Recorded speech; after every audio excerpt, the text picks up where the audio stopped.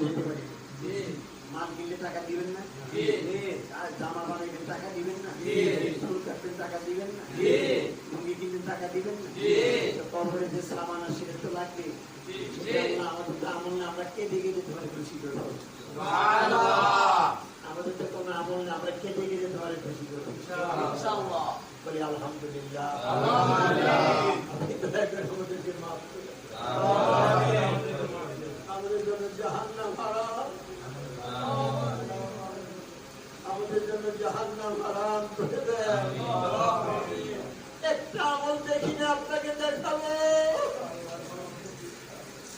একটা আমল দেখি নাই আপনারা দেখাবো,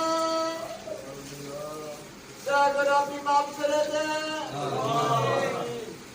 আপনি আমাদেরকে মাফ করে দেন। এই রোদের দিনে আমরা রোজা রেখেছি আর সেটা আপনি মাফ করে দেন। এরা তো আমার সাথী ভাই, এরা আমার প্রিয় ভাই বন্ধু, এদেরকে আপনি আল্লাহওয়ালা বানিয়ে দেন, এদেরকে নিন্দার ফরজগার মানদার আল্লাহওয়ালা বানিয়ে দেন।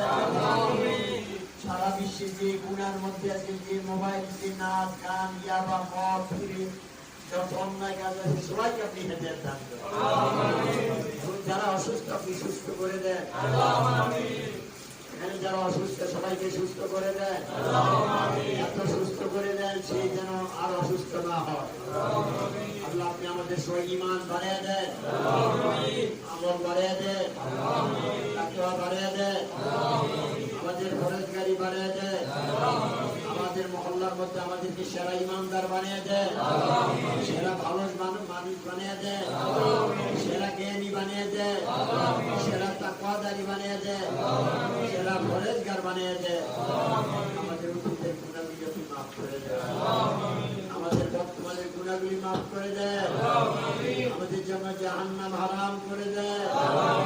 হে দয়ালু মালিক আপনি মাফ করে দেন, মেহেরবান আল্লাহ আমাদেরকে মাফ করে দেন।